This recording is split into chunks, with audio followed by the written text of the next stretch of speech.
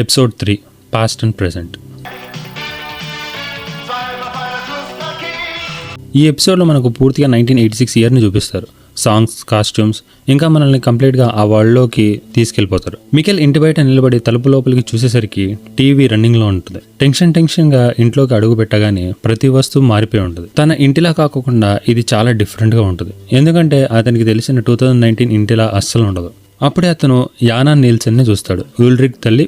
Mikel ఆమెతో మీరు మా అమ్మా నాన్నలను చూసారా అని అడుగుతాడు. కానీ యానా పరిస్థితి వేరు. ఆమె కొడుకు మ్యాట్స్ మిస్ అయిపోయి ఇప్పటికీ 1 నెల గడిచిపోయి ఉంటుంది. సో తను వేరే ట్రాన్స్లో ఉంటుంది. మరొక పక్క మ్యాట్ కోసం పోలీస్ ఇన్వెస్టిగేషన్ జరుగుతూ ఉంటుంది. అందుకే మికెల్ని చూసిన వెంటనే ఆమెకు తన కొడుకు మ్యాట్స్ గుర్తుకు వస్తాడు.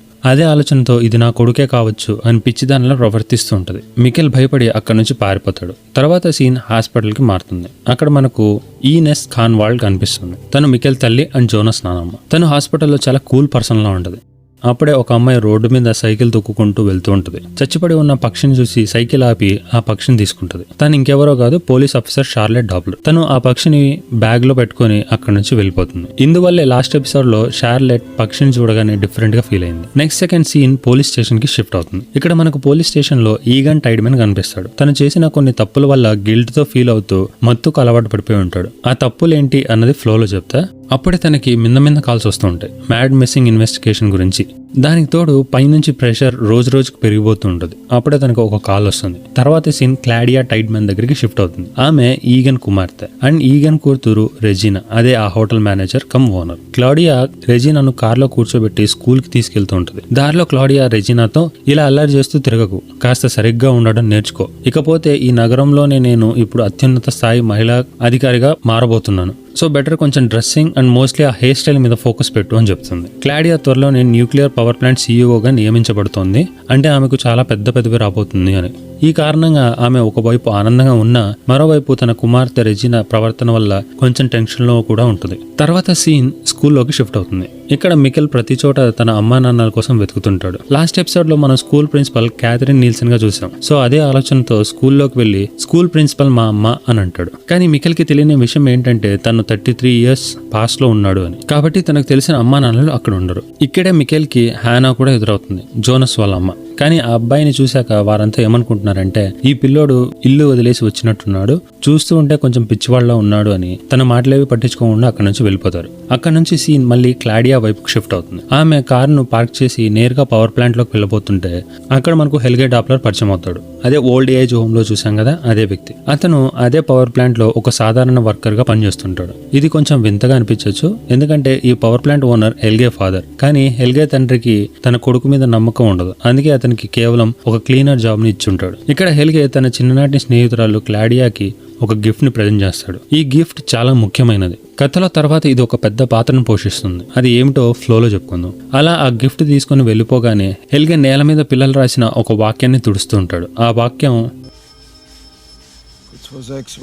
No future. అది కూడా రాబోయే ఎపిసోడ్స్ లో చాలా కీలకమైన రెఫరెన్సెస్ గా మారుతుంది. తర్వాత సీన్ ఒక పెద్ద ఫామ్ కి షిఫ్ట్ అవుతుంది. అక్కడ ఉన్న అన్ని గొర్రెలు చనిపోయి ఉంటాయి. ఆ ఘటనపై పోలీస్ ఆఫీసర్ ఈగన్ టైడ్మెన్ ఒక రైతుతో మాట్లాడుతుంటాడు.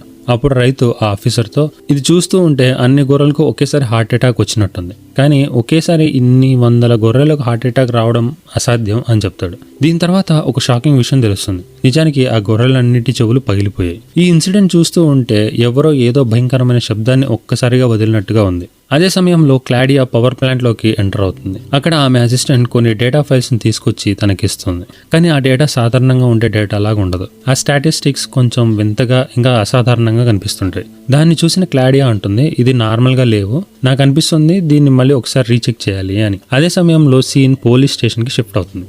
అక్కడికి మికెల్ వచ్చి ఈగన్ ని చూస్తూ ఉండగా ఈగన్ ఎవరు బాబు నువ్వు అని అడిగితే దానికి మికెల్ నేను మా నాన్న కోసం వెతుకుతున్నాను అండ్ తన పేరు ఉల్రిక్ నీల్సన్ అని అంటాడు. దానికి ఈగన్ టైడ్మెన్ నవ్వుతూ ఉల్రిక్ మీ నాన్న, అతను ఇంకా చిన్నపిల్లాడు, నువ్వు చెప్పింది నమ్మేలా లేదు, నిజం చెప్పు, నిన్ను ఉల్రికే ఇక్కడికి పంపించాడు కదా నన్ను ఇబ్బంది పెట్టడానికి అని చెప్పి ఎవరికో కాల్ చేస్తాడు. తర్వాత మికెల్ ముఖం మీద ఉన్న గాయాలు గమనించిన ఈగన్ మరింత అనుమానపడతాడు. చూస్తూ ఉంటే ఆ ఉల్రికే నిన్ను కొట్టినట్టుంది, ఉండు వాడి పని చెప్తా అని చెప్పి మికెల్ తో నేను ఒక డాక్టర్ని పంపిస్తాను, నువ్వు అప్పటి వరకు ఇక్కడే ఉండు అని చెప్పి అక్కడ నుంచి వెళ్ళిపోతాడు. తర్వాత సీన్ నేరుగా ట్రొంటే నీల్సన్ దగ్గరికి మారుతుంది. అతనే మికెల్ తాత. ఇప్పటికీ అతని కొడుకు మ్యాట్స్ ఒక 1 నెల రోజుల నుంచి కనపడడం లేదు. అతని భార్య పూర్తిగా మానసికంగా కుంగిపోయింది. కానీ ట్రొంటే మాత్రం ఆ పరిస్థితిలో కూడా తన ప్రేమ వ్యవహారాల నుండి బయటపడలేకపోతున్నాడు. అతను ఆ రాత్రి క్లాడియాను కలవాలని నిర్ణయించుకుంటాడు. క్లాడియా మాత్రం స్పష్టంగా చెప్తుంది, మనిద్దరం మన చిన్న వయసులో ప్రేమించుకున్నాం అన్నది నిజం, కానీ ఇప్పుడు ఆ సమయం ముగిసింది. నీకు పెళ్ళైంది, నాకు పెళ్ళైంది, మనిద్దరం వేరు వేరు జీవితాలు జీవించాలి అని చెప్పి అక్కడి నుంచి వెళ్ళిపోతుంది. కానీ క్లాడియా కళ్ళలో ట్రెంట్ పట్ల ఉన్న ప్రేమ ఇంకా పూర్తిగా మాయం అవ్వలేదని స్పష్టంగా కనిపిస్తుంది. అదే సమయంలో పోలీస్ స్టేషన్ లో కూర్చున్న మికెల్ ఆ ఆఫీస్ లో ఉన్న రికార్డ్స్, డాక్యుమెంట్స్ అన్నిటిని గమనిస్తూ ఉంటాడు. అవన్నీ చూస్తూ ఉండగా చాలా వింతగా అనిపించడం మొదలవుతుంది.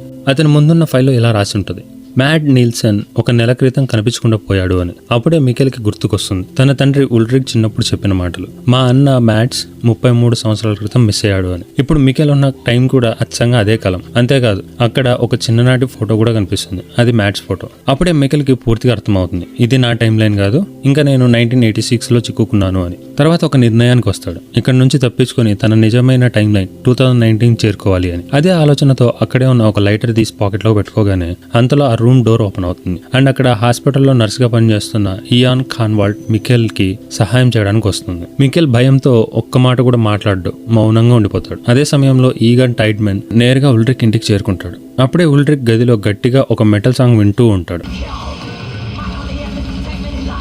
ఆ పాటలో వచ్చే lyrics, the ending is the beginning and the beginning is the end. ఇక్కడ ఈగన్ లోపలికి వచ్చి ఉల్రిక్ పై గట్టిగా అరుస్తాడు, నా ఆఫీస్కు ఆ పిల్లాన్ని నువ్వే పంపించావా అని. ఇది విన్న ఉల్రిక్ కు అర్థం అవుతుంది, ఈ పోలీస్ ఆఫీసర్ తాగేసి వచ్చాడు అని. ఉల్రిక్ కోపంగా, 1 నెల నుంచి మా అన్న కనిపించడం లేదు, ఇదంతా చాలదన్నట్టు నాపై అబద్ధపు ఆరోపణలు చేస్తున్నావు అని అరిచి, ముందు నీ పని నువ్వు సరిగ్గా చెయ్యి అని చెప్పి పంపించేస్తాడు. తర్వాత సీన్ హాస్పిటల్ కి మారుతుంది. అక్కడ డాక్టర్ మికెల్ ని చెక్ చేస్తారు. తర్వాత కాసిన్ని మందులు ఇచ్చి అక్కడ నుంచి వెళ్ళిపోతాడు. కానీ ఈనస్ మాత్రం ఆ పిల్లాన్ని చూడగానే మామూలుగా అనిపించదు, ఏదో వింతగా ఉందని ఆమె కనిపిస్తుంది. అందుకే ఆమె దగ్గరికి వెళ్లి, నువ్వెవరు, ఎక్కడి నుంచి వచ్చావు, నీ తల్లిదండ్రుల పేరేంటి, ఎక్కడుంటారు అని అడుగుతుంది. మికెల్ చాలా భయపడిపోతాడు, ఏమీ మాట్లాడడం. సరే అని చెప్పి మికెల్ కి ఫస్ట్ ఎయిడ్ చేసి అక్కడ నుంచి వెళ్ళిపోతుండగా తనకు కొన్ని బుక్స్ ని ఇస్తుంది. అప్పుడే మికెల్,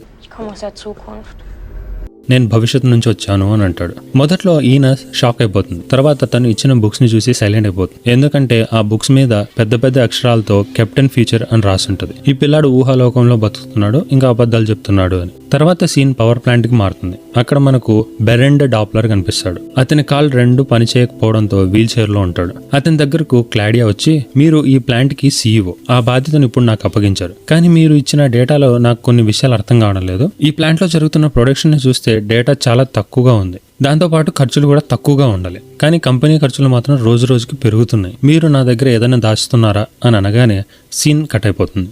నెక్స్ట్ సెకండ్ మనం షార్లెట్ ని చూస్తాం. ఆమె చనిపోయిన పక్షులను డ్రాయింగ్ వేసుకుంటూ ఉంటుంది. మళ్ళీ ఏవో పాత జ్ఞాపకాలు ఆమె మనసులో కదులుతున్నట్టుగా తెలుస్తుంది. దీని తర్వాత సీన్ హాస్పిటల్కి మారుతుంది. అక్కడ ఒక సర్జన్ ఆ చనిపోయిన గొర్రెలపై అటాప్సీ చేస్తుంటాడు. ఇంకా ఆ డాక్టర్ ఈగన్తో, ఈ గొర్రెల మీద ఏదో వింత దాడి జరిగింది, అయితే నేను గమనించిన ఒక కామన్ పాయింట్ ఏంటంటే అన్ని గొర్రెల చెవులు పూర్తిగా నాశనమయ్యాయి, ఏదైనా భయంకరమైన శబ్దాన్ని ఒక్కసారిగా విన్నట్టుగా ఉన్నాయి, మిగతా శరీరం అంతా చాలా హెల్దీగా బాగానే ఉంది అని చెప్పి డాక్టర్ చివరిగా, ఈరోజు సాయంత్రం మా ఇంట్లో ఓ చిన్న విందు ఉంది, మీకు టైం ఉంటే తప్పకుండా రండి, నా భార్య మటన్ చాలా బాగా వండుతుంది అని అంటాడు. అసలు దీనికి అర్థం ఏంటంటే చనిపోయిన ఆ గొర్రెలను వృధా చేయకుండా ఆ మాంసాన్ని ఈ నగరంలోని ప్రజలకి ఉచితంగా తినిపించాలని అతని ఆలోచన.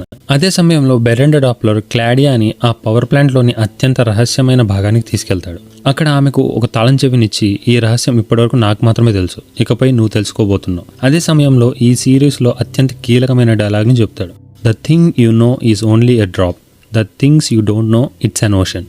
అంటే నువ్వు ఇప్పటివరకు తెలుసుకున్నది సముద్రంలో ఒక చుక్క మాత్రమే, నీకింకా తెలియని విషయాలు మహాసముద్రం అంత ఉన్నాయి అని. ఆ డైలాగ్ అసలు అర్థం ముందు ముందు ఈ మొత్తం సిరీస్లో నెమ్మదిగా బయటపడుతుంది. తర్వాత క్లాడియా ఆ రహస్య గోలోకి దిగుతుంది. ఇంకా మెల్లగా లోపలి వరకు వెళ్ళగానే తనకు కొన్ని ట్యాంకర్స్ కనిపిస్తాయి. అవేంటి అని గమనించి చూస్తే ఒక షాకింగ్ విషయం తెలుస్తుంది. అక్కడ enormous amount of nuclear waste నిల్వ ఉంటుంది. వాటికి గనుక ఏదైనా జరిగితే కేవలం ఒక నగరం మాత్రమే కాదు, మొత్తం దేశాన్ని నాశనం చేయగల శక్తి ఉంటుంది.